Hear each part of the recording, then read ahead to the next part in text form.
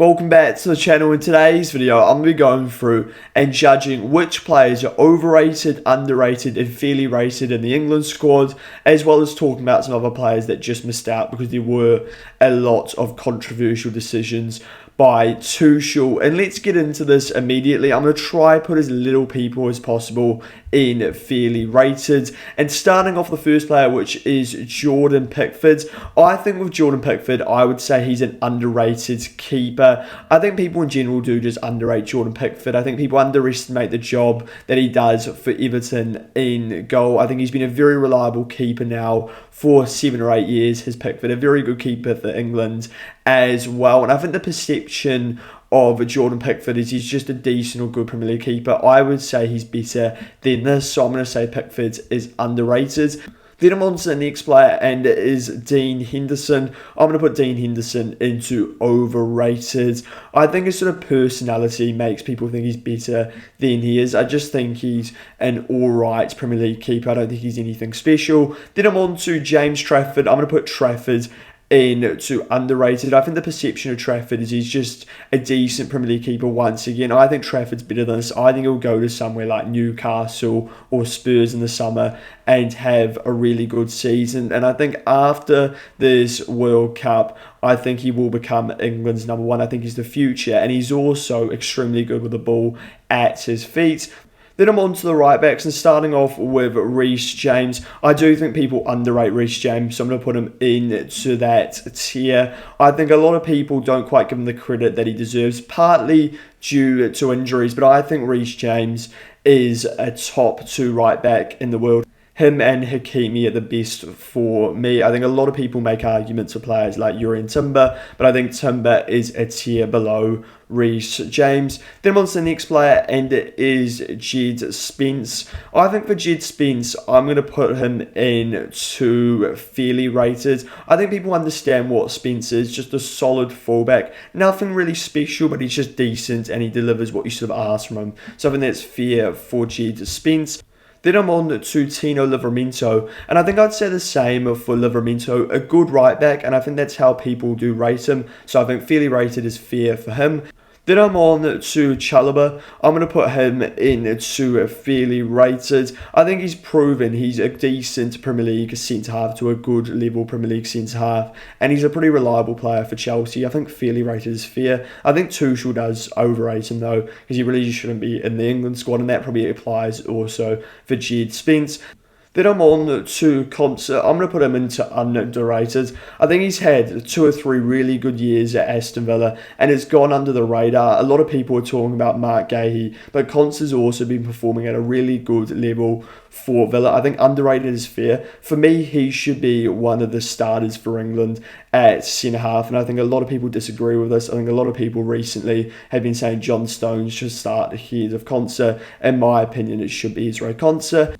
Then I'm on to Mark Gahey. I'm going to put Gahey into fairly rated. I think people understand the level of Mark Gahey, a very good Premier League centre-half and England's best centre-half. I think that's the general consensus. Then I'm on to John Stones. For me, John Stones is one of England's most overrated players. For me, Stones isn't at the level that people make out. I think a lot of people are remembering the Stones of 3 years ago in the treble season. I don't think he's been at that level for a long time. And look, that is due to injuries, but I think people are failing to recognise this. I think in the Euros, he had a couple of poor games, especially the final, and people have just seen to forget about this with Stones. I don't think he is the player that people make out anymore. What I would also add about John Stones is that for me, it was more of a question of would he even make my squad? And I actually had Stones just missing out. So the fact that he's starting for England and people seem to be happy with this, for me, shows that Stones is overrated. Then I'm on to Gerald Quansah. I'm going to put Quansah into underrated. I think people are underrating Quansah. Would he be in my England squad? No, but I think he's proven in the past to be a decent to good Premier League centre-half, and I think people are forgetting this because of the season he had at Liverpool before he left to Leverkusen. And at Leverkusen, he has had a good season, so I think underrated for Gerald Quansah is fair. I was between underrated and fairly rated for him. Then I'm on to Dan Burn. I'm going to put him in to fairly rated. I think people have a general understanding of what Dan Burn is. He's just an alright Premier League centre half, and he offers you a threat from set pieces, and he's just a decent player to have in the squad. Should he be in the squad? No, but Tuchel has decided to select him. Then I'm on to Nico O'Reilly. I'm going to put him into fairly rated. I think people now have the understanding that Nico O'Reilly is probably the best left back in the Premier League. Then I'm on to Declan Rice. I'm going to put Rice into underrated. I think most people accept Rice is a top midfielder in the world and one of the best in the Premier League. But I still think there is the odd person that just doesn't rate Declan Rice and doesn't understand the work he does on and off the ball. For me, Rice is actually slightly underrated. Then I'm on to Elliot Anderson. I think people have an understanding he is a very good Premier League midfielder. I'm going to put him into fairly rated. Then I'm on to Jordan Henderson. I'm going to put Henderson into underrated. A lot of people aren't happy with Henderson being in the squad, and I completely understand this. But I actually think Henderson's had an underrated season for Brentford, and people have sort of forgotten about this. Is it enough to justify an England squad place? No, but I still think he is underrated. Then I'm on to Kobbie Mainoo. I'm going to put Kobbie Mainoo in to overrated. For me, the clear two midfielders are Rice and Anderson, and some people are still discussing should Mainoo be starting for England. For me, no. I also think since he's come back for Man United, he's had a bit of an overrated season. I don't think he's actually been at his best, and I actually think he was lucky to get into the squad. I think there's actually a player or two that should have been picked ahead of Mainoo, which I'm going to discuss later, and I think a lot of people just automatically had Mainoo in their squad, so for me he goes into overrated.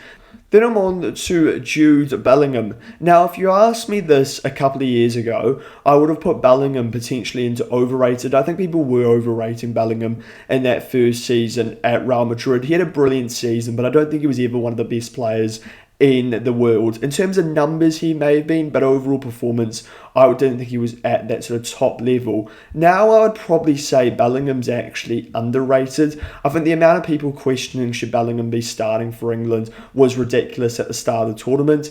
And for this reason, I think he should be going into underrated. I'd understand if you'd maybe put him into fairly rated, because people have different opinions on Jude Bellingham. This is the difficulty with this tier list, is sort of deciding what the general consensus is of the players. Then I'm on to Morgan Rogers. I'm now going to put Rogers into overrated. Once again, this is the opposite of Bellingham. So I think at the start of the season, I would have had Rogers in underrated, but I think as the season's progressed, I think he goes into overrated. He had a really good spell, did Rogers, but then he had sort of dropped off at points in the season and gone a bit more quiet, so I think overrated is fair for Morgan Rogers.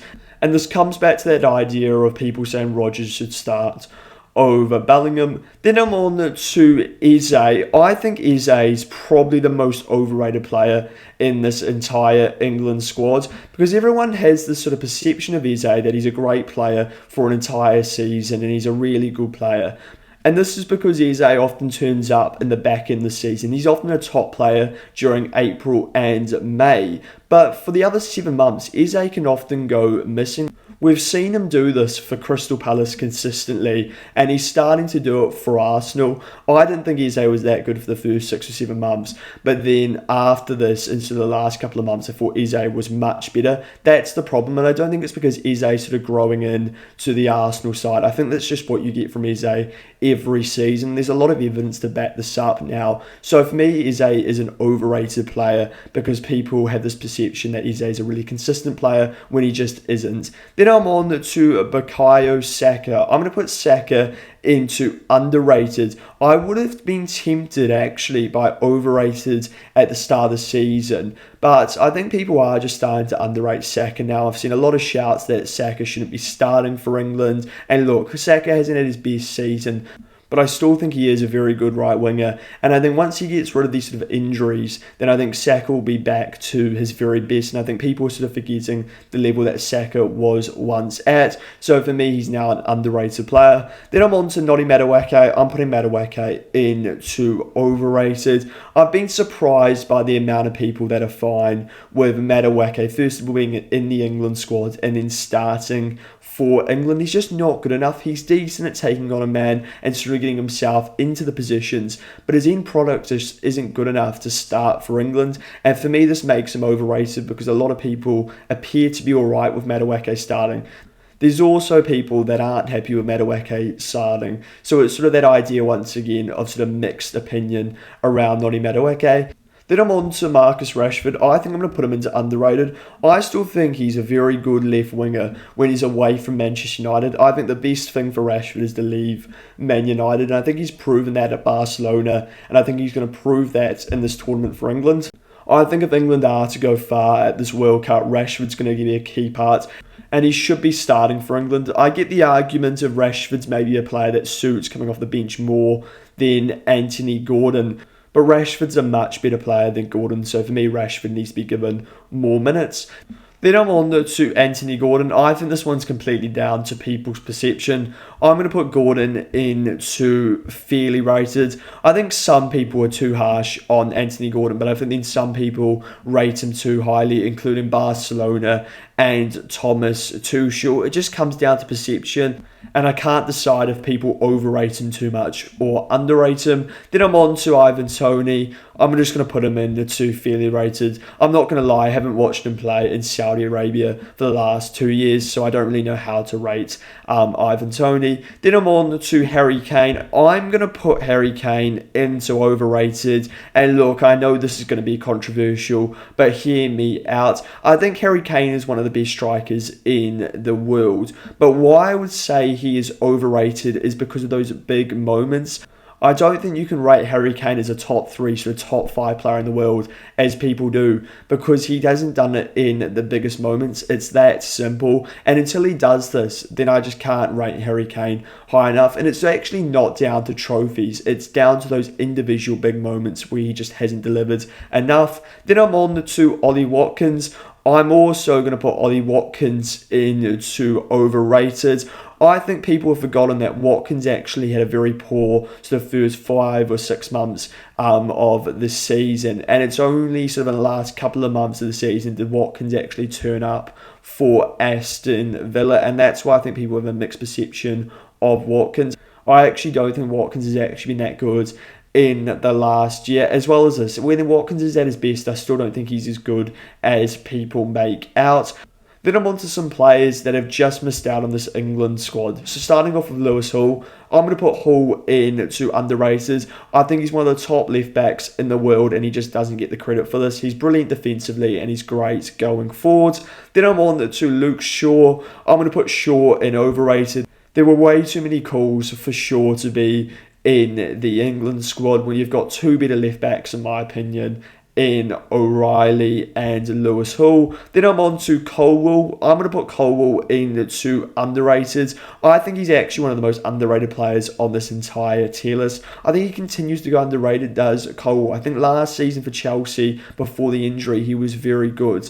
I think he arguably should have been in this England squad despite the injury, because I actually think he's in England's top 3 centre-halves. I think him, Konsa and Gahey are the 3 best, and I think people would put players like Stones and Maguire ahead of him. And that brings me on to Harry Maguire. I'm going to put Maguire into overrated. I agree Maguire should have been in this England squad, but I don't think it was as conclusive as people were making out. For me, Maguire was the 4th choice centre-half you would take, and a lot of people had Maguire starting.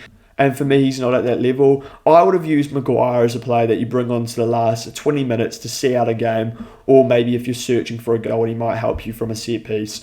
Then I'm on to Trent Alexander-Arnold. I'm going to put him into underrated. For me, this was a player that should have been in this England squad. A lot of people were happy to leave Trent at home. And why? Because Trent's a game breaker. Everyone knows the weaknesses that Trent has defensively, but he also offers so much going forward, and he can deliver that magic moment, which people have been underrating, in my opinion. Then I'm on to Adam Wharton. I'm putting Wharton straight into underrated. A lot of people have been talking about Elliot Anderson this season, and understandably so.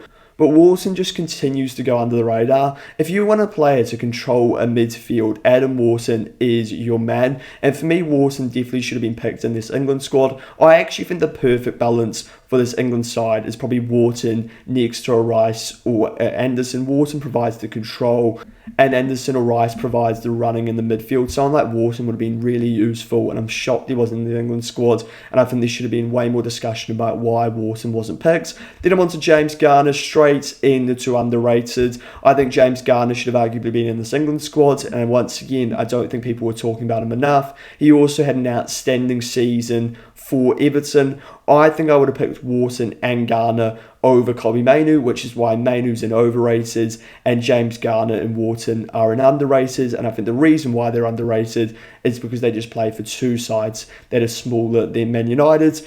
Then I'm on to Morgan Gibbs-White. For me, this goes straight into overrated. I think he's one of the most overrated players on this list for a couple of reasons. First of all, I think it was a debate whenever Morgan Gibbs-White should have been in the squad. When he wasn't picked, a lot of people were outraged and couldn't understand why. And I think the reason why is because there's players in the squad that are at a higher level. For example, a Rodgers or a Jude Bellingham. And also, I think a player like a Palmer that was left at home is also better in the 10 than Gibbs-White. And look, he had a really good end to the season, did Gibbs-White. But people were acting like Gibbs-White was performing at that level for the whole season. He wasn't. Gibbs-White for the first half of the season wasn't at a good level at all. It was only in the back half of the second half of the season where Gibbs-White was performing at this really good level. And because of this, people were having him in his team of the season. For me, with Gibbs-White, it's recency bias, very similar to an Eze or a Watkins, and that's why Gibbs-White is in overrated. Then I'm on to Cole Palmer. I'm putting Palmer into underrated. I think we're going to see the level of Cole Palmer again